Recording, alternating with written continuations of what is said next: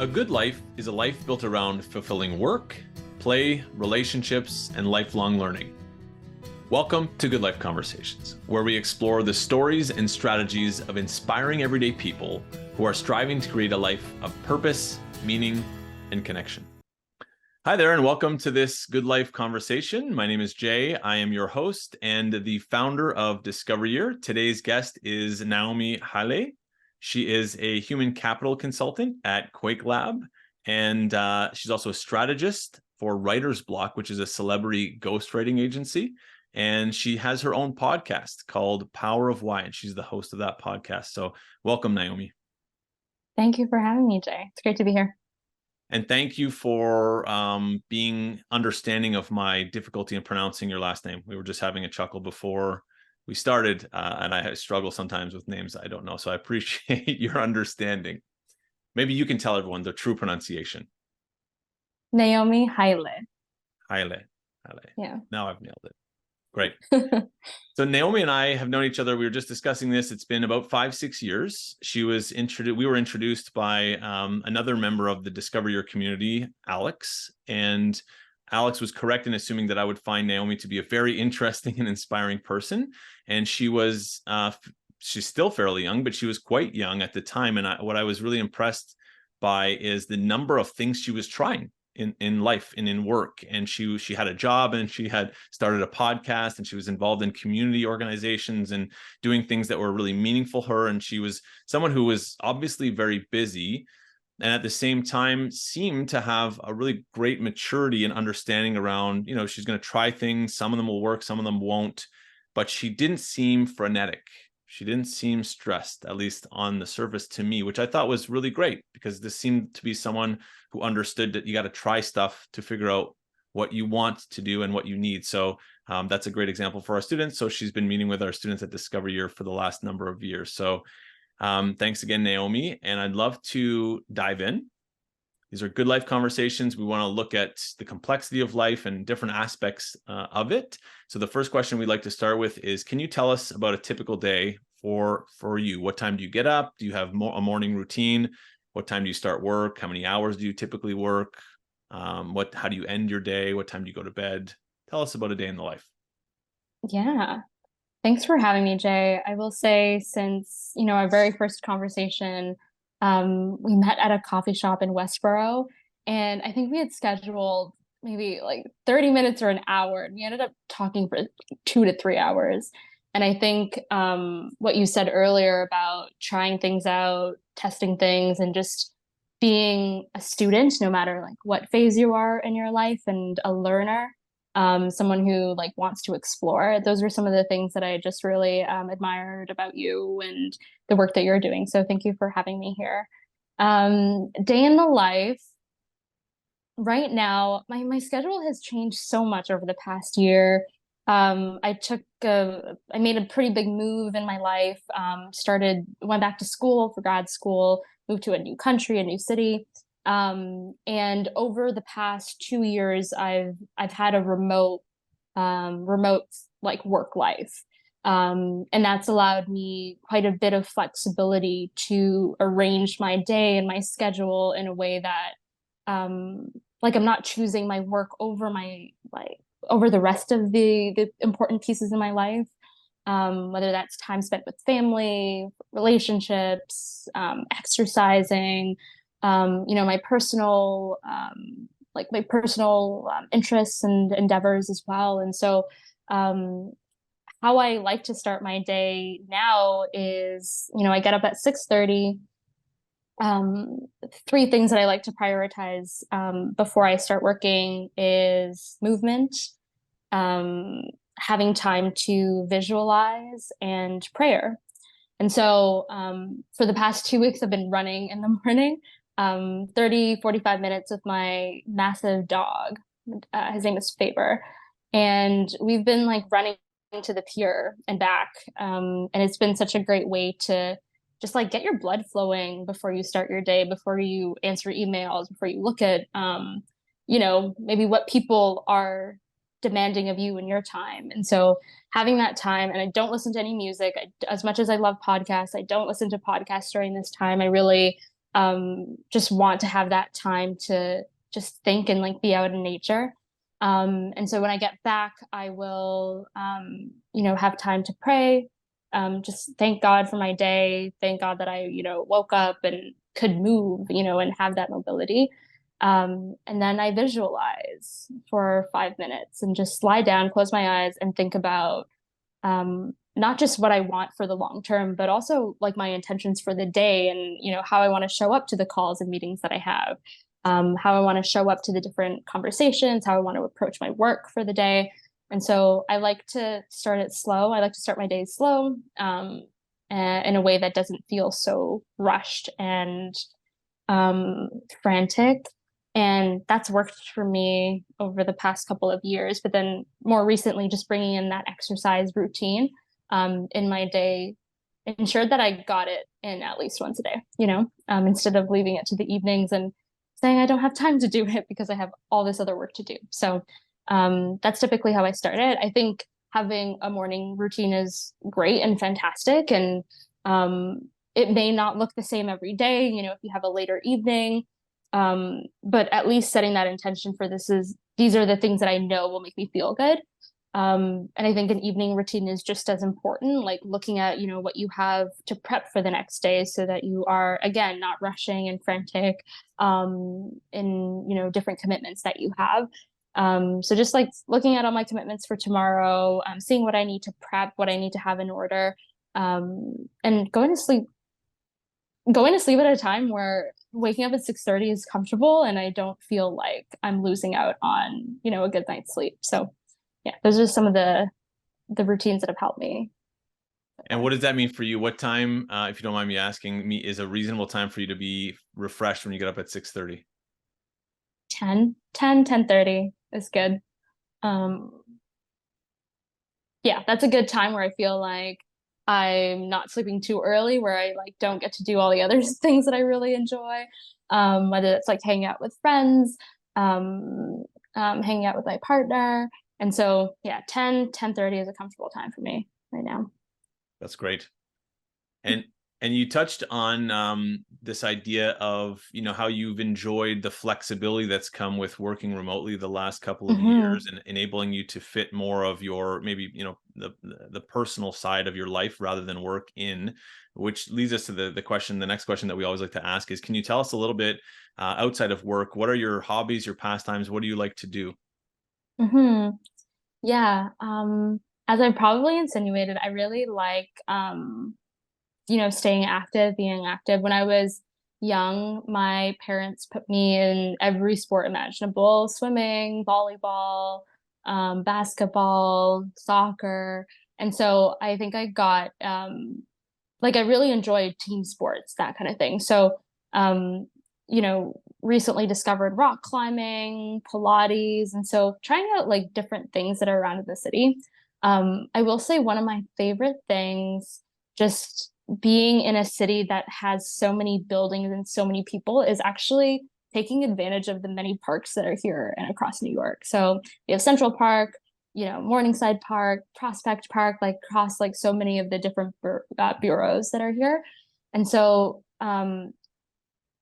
whether you are going and like bird watching or you have a mat and you're having a picnic with your friends, I've really enjoyed even like taking my laptop and working outside instead of working inside or at a coffee shop has been so like great for me, especially, as the weather is really nice right now. So yeah, lots of time outside, trying out different sports. And then also a good pastime has been like interviewing people on my podcast. Taken a little bit of a break over the past couple of months, but it's been something that I've like gone back to quite a bit over the past couple of years. Interviewing founders, interviewing entrepreneurs, people who are building communities. And then the last thing I'll say is trying out different cuisines, whether that's like Ethiopian food, Peruvian, Turkish, whatever. I really like exploring different cultures through food. Do you make the food or do you like to go and eat someone else's food when you're trying new stuff? I go eat other people's food. Go to different restaurants. There's so many options here as well, and so um, I don't go every day, Jay, but I could in New York because there's just so many different cuisines here, right? So I really enjoyed exploring new different foods. Yes. Yeah. Yeah, New York City, for those that may not have caught that, Naomi lives in New York City. She moved there from Ottawa to do her master's degree a couple of years ago at Columbia University, a very well-known, renowned university. So what a cool city, and so many different types of food to try. Okay. Maybe it's a good time, Naomi. We haven't chatted at all. I think a lot of our audience would be curious to understand what it means to be a human capital consultant, Mhm. and also to hear about this idea of being a strategist for a company that does celebrity ghostwriting. So maybe we can start with the human capital consultant. What does that mean? What do you do in your job? Yeah, so I work with a company called QuakeLab, and they are a firm that focuses on diversity, equity, and inclusion for organizations across the board. That's nonprofit, those in the private sector, and also government, both like federal and provincial governments. And we help organizations embed equity, structural equity into their ways of working, into their policies, into their procedures. And so when I went back to school, I studied human capital management, as you'd mentioned, which basically focuses on the entire life cycle of a person entering into an organization, from recruiting to development, employee development, retention strategies. And so a lot of the work that I've been doing over at QuakeLab is very much involved with how we can ensure that the most marginalized people in society, in organizations, people with disabilities, women, Black folks are included in the ways that an organization operates and the services that they offer. And so this involves a lot of research, a lot of digging into how these companies operate, how they make decisions. And so we talk to, those at the C-suite, we talk to middle managers, we speak to employees at all levels to understand how things, like I mentioned earlier, how policies, how programs impact different individuals across all identity markers in the way that they work. And so it's great because as a consultant you're able to, I think, push a little bit more than maybe a lot of folks will feel comfortable being in an organization. And so having a solid team, having a really futuristic and founder that doesn't see business, doesn't see the world of work the same way that a lot of people do, has been really great to kind of push the envelope on what we're suggesting companies incorporate into their organizations. And then the other piece. Oh, go ahead. Go ahead. I was just gonna say, it sounds fascinating, and I am curious to know: is this something that you learned that you had an interest in, like recently, or did you know, like when did you learn that being a human capital consultant was a thing? I definitely didn't know when I was 18. When I was in school, I chose, like, 80% of my peers chose finance as a specialization, the thing that I wanted to study and eventually work in. But I loved HR from the beginning. The courses, learning about like how organizations are structured, how we can structure them differently, how we can support people in organizations. That was always so fascinating to me, but I didn't have any examples of people who were doing it or doing it well, and were building like careers that I admired at the time. And so I just like put that in my back pocket. I didn't really think too much about it. And then when I met Sharon at an event and learned a little bit about the work that she was doing, I was like, okay, this is interesting. And stayed connected with her. And a few months, I think it was a few months later, she was growing her firm. And that's when she asked if I would be interested in a role there. And so having the opportunity to try it out and just see, with my business background, see how I could, be of service here.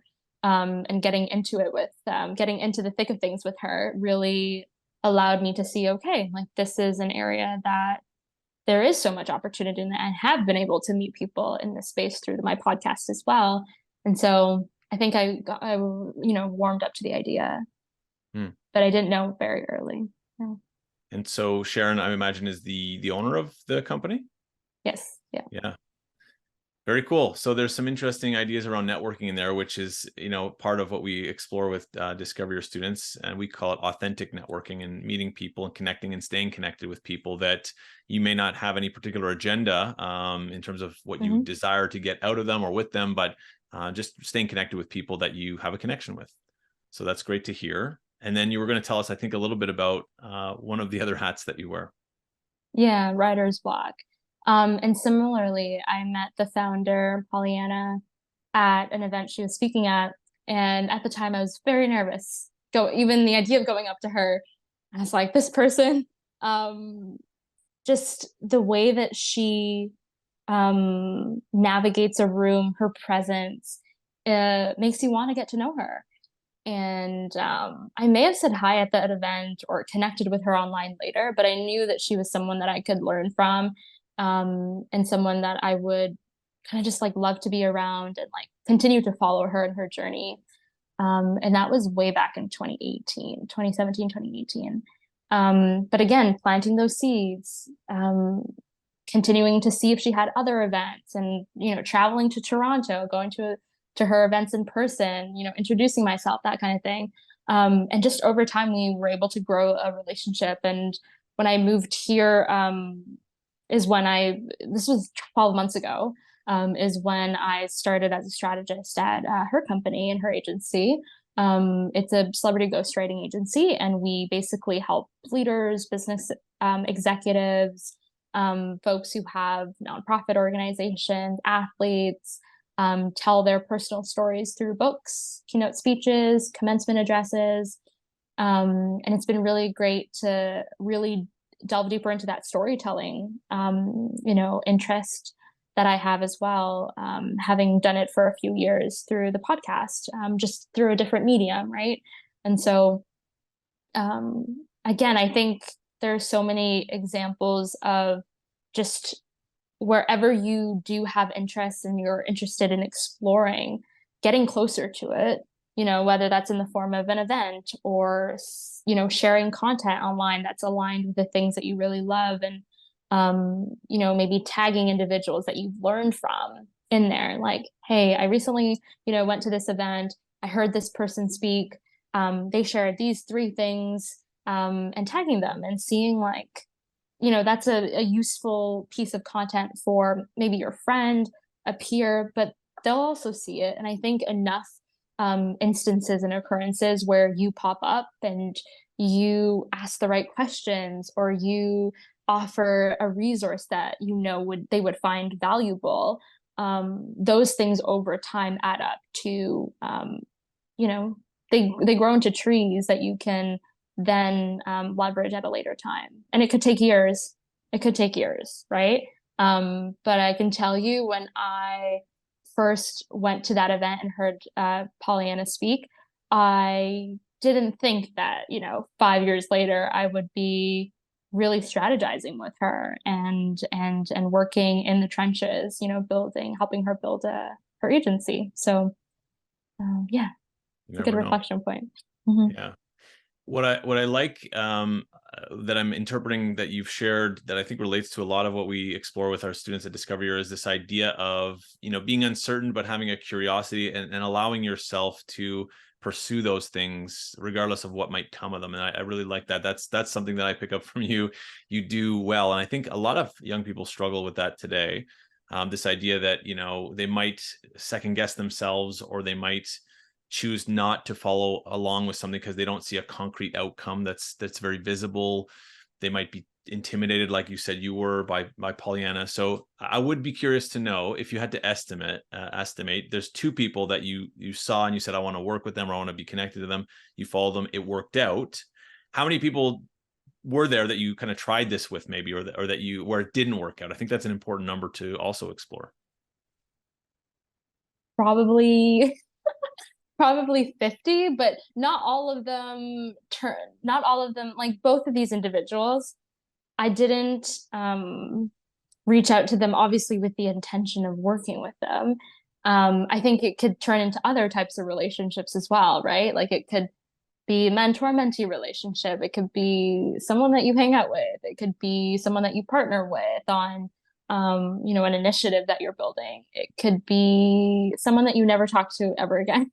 And so it could be so many different things, right? And so I think the thing that you pulled out, Jay, which is really important, is just following what those interests and curiosities are. Um, and just building those relationships, whether they'll be useful for you or maybe even somebody that you know, right? Like there are so many introductions that I've been able to make between two people that are so aligned in their missions and so aligned in their work. And I might not be a close connection, but I know that they are, and they're building something really cool together. And so, if it hasn't led to the thing that I had imagined or not, maybe it gave me information that allowed me to apply it to something else that I was building and working on. So I think I see them all as data points, all maybe it's not a relationship where we speak often, but maybe they gave me a piece of information that was super helpful in going and doing some other things that I was working on.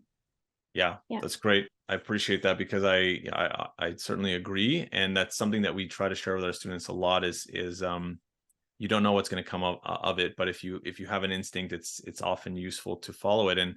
And so you, based on these numbers, two people that you ended up working with, 50 attempts, 4% success rate. I just highlight that because it's important for young people to know that if you are motivated to just pursue it without any kind of regard for the potential outcome, it makes it easier. It makes it easier to understand that you might only succeed a couple of times out of 50.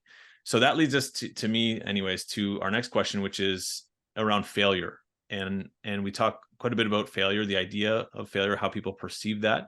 So I'd love to know from you, what's a recent or important failure that you learned something from? Yeah. I'll make it a work one related to work. So I think, in the consulting space, so much of professional services, so much of consulting is being able to refine your toolkit, being able to refine your critical thinking skills, what you're able to, like your ability to read between the lines of what a client is saying. And so there recently I had a coaching moment where we didn't dig deep enough into a client's, core challenge and their problem. And even though it's something that I think I do particularly well, through other things like the podcast, for example, like asking questions and like, with curiosity, being able to like go deeper with someone. That was definitely an area of, opportunity in the professional space. And so, um, and if you don't do that part correctly and that part as accurately as you can, it makes being able to provide solutions that actually work specifically for their context very difficult. And so it was, I'll like I've answered it as a failure because I see it as like a very important piece of being able to do the work that you do really well, especially in this space. And so the ways that I am working on that is getting in more practice, right? And really being a lot more empathetic around what a client's challenge is um, and really meeting it with more curiosity, the way that you would anything else. And so, really thinking about recommendations that align and aren't and are very like specific to their specific context has been something that I'm trying to lean in more to, right? And so yeah, that's something that I would say is a current failure area of opportunity. I connect a lot with that, and I have learned myself that in the world of consulting and business in general, people are often looking to someone who might be a consultant for an answer very quickly, and it can be difficult to continue to press for questions and extract more information from them because they don't know necessarily what they're looking for. And I've learned the importance of curiosity and empathy myself, because every time I think, okay, maybe I'll just give them a solution, but then I ask a few more questions, I realize, oh, that solution would have been terrible had I not asked those 10 more Right. questions. So I think it's a Right. really great lesson. Yeah, thank you. I connect with that for sure. Okay, what about I'd love to know, to switch gears a little bit here and hear a little bit about travel. So you've moved to a new country, um, 7-8 hour drive away. But in terms of travel, what's your favorite place you've ever been to, and why do you love it? Yeah. I would say my favorite place it was somewhere I went on exchange. So while I was in Ottawa studying at the Telford School of Management, I started to warm my parents up to the idea of doing an exchange program that wasn't a semester long, that wasn't 3 or 4 months. Um, and so I found a program in Bergen, Norway, that was about 5 to 6 weeks. And I was like, okay, this feels manageable. I've never been away from home for this long. Let's try this. And my dad specifically was so against this idea. He's like, I don't think it's going to be safe, just everything you can imagine. And I, over time, was able to convince him that this is going to be the trip of a lifetime and I'm going to learn so much and it's going to contribute so much to my education. And I know you folks have a travel component in Discover Europe, which, like, the way that place and just at the time of the time I was in my life, to be able to go someplace where culturally is so different. I think quality of life just stuck out to me so much there, around um, how much time people spend as a family and like with their loved ones, and the activities that are available to go hiking, and just to explore the many mountains that Bergen specifically was surrounded by. And so I would say that was my favorite place, um, because of the opportunity early on that I was able to get to travel alone. And because, Europe is so small, and like you can get places in like, shorter time spans that you could get to places in Canada. I was able to take a few more trips on my own and extend that stay a little bit. And so I would say, from a quality of life perspective, being able to, be so active in a place that really valued activity and being outdoors, it exposed me to a lot at an early age. And so, yeah, I would say Bergen.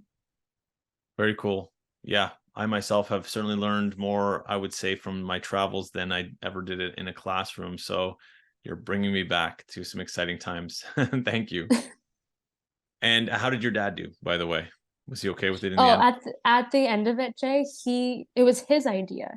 It became his idea for me to go on exchange, and it was great. I think they realized how that, like, actually opened the door to some other travel, like solo travel experiences that I've had as well. So yeah, as soon as they um understood that I would be safe and okay and that I could figure it out, they were on board. Nice. We have a lot of parents who have similar thoughts before our travel period for the young people at Discover Year, and most of them realize at the end, okay, it wasn't as bad as I thought it was going Right. to be. In fact, it was amazing. So, Right.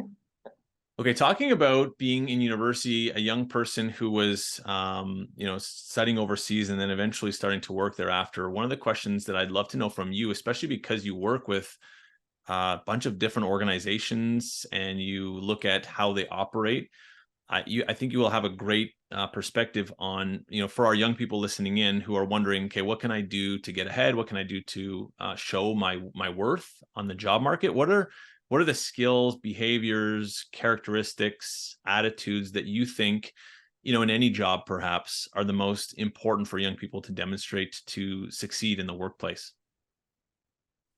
Yeah, I would say the first one is a theme that we've talked about since the start of this conversation, your relationship building skills and your ability to like think about how you as a person are adding value to whether it's a founder, whether it's a client, whether it's a peer. How are you adding value? How are you thinking about like um, giving essentially? And so this idea of being a resource, regardless of what experience you think you bring to a table or don't. I think often, early in your career, if you maybe haven't had a job before, or, I started very early when I was in university working at Starbucks, working at a cafe. And, some may say that doesn't really count as like professional or work experience. I'm like, yes, it did, because it taught me so many things about relationship building, about being able to communicate with, strangers, people who are coming in, and really deliver like a client experience, right? And so I think you need to think about transferable skills. You need to think about, different things, whether you were being paid for them or not, that have built your toolkit. So I would say relationship building is one. The other piece that I've really been able to see, especially in my work at QuakeLab, is this idea of being data minded and data oriented. And so I think in spaces that are traditionally don't leverage data as much as we like to talk about now in the world of work, um, I think that using data in spaces where, it's typically not leaned in as heavily as it would be in, finance or a number of other fields, it stands out. And so I think regardless of which field you're in, being able to research well, being able to demonstrate, the data behind, like what data supports, the decisions that you're making, why this is the best outcome, or the best decision that you can make for the best outcome, um, really stands out.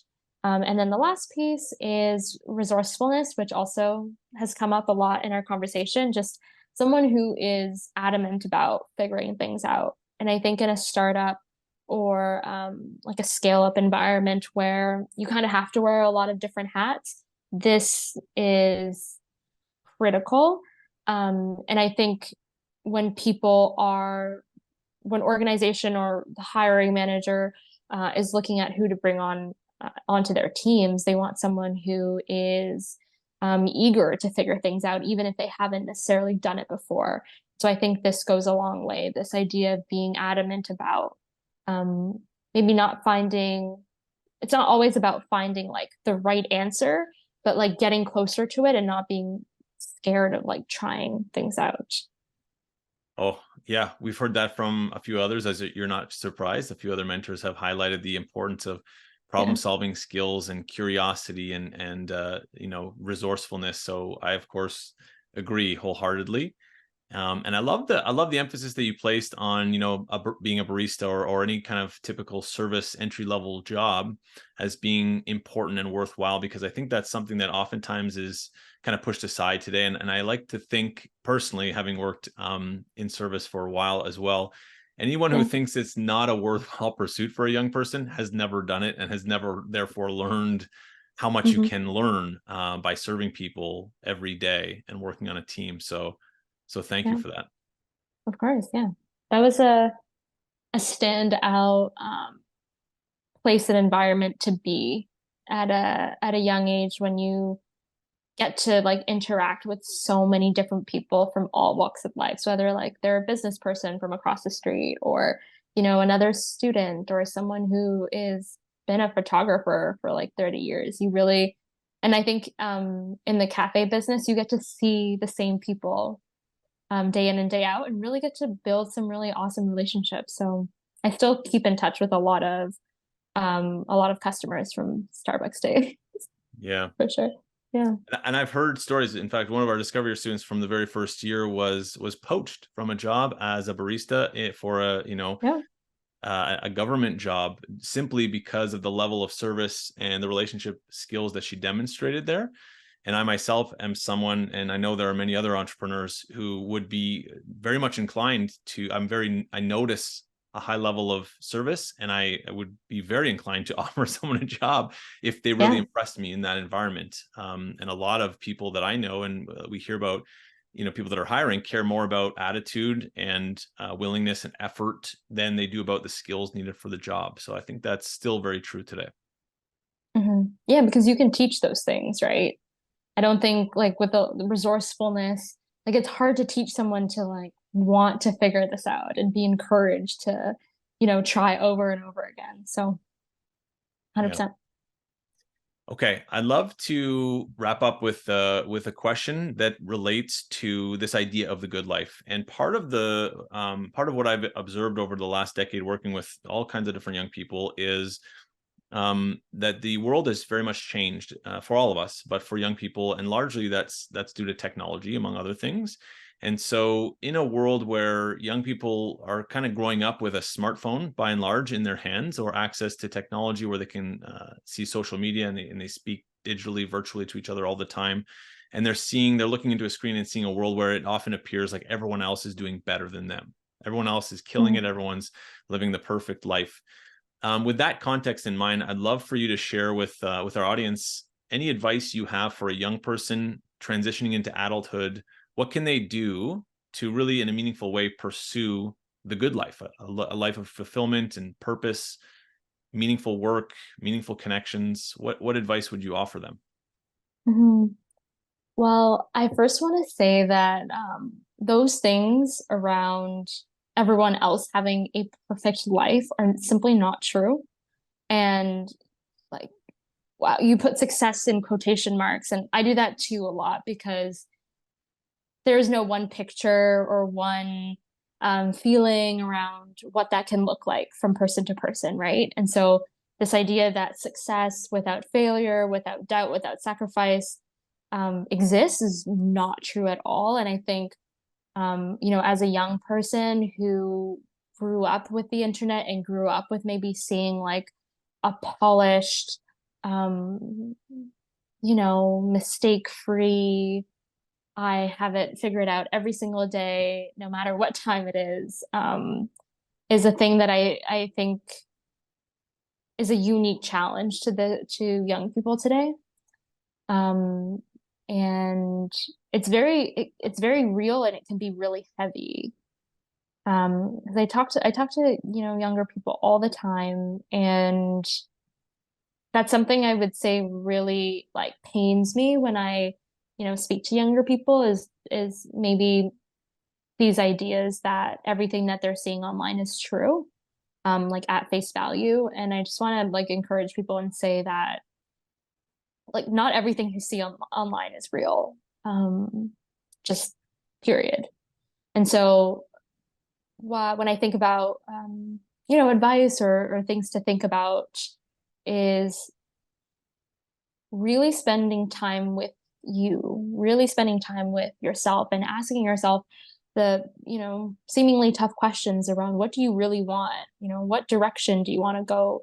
Do you want to move towards? And you may not know what that looks like in 10 years. I think whatever you imagine, it can be 100 times better than that.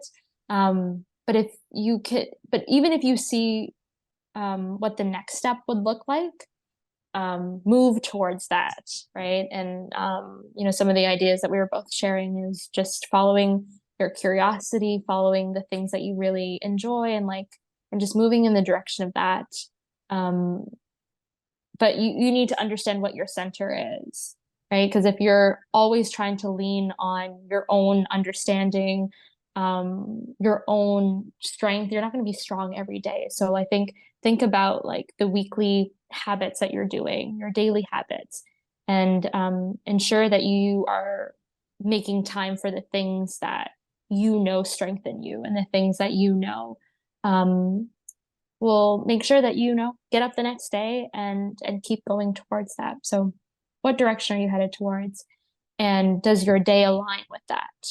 Are you, if you say you want to become a, you know, a public speaker or a carpenter, like what do your days look like? And do those things align with where you say you want to go?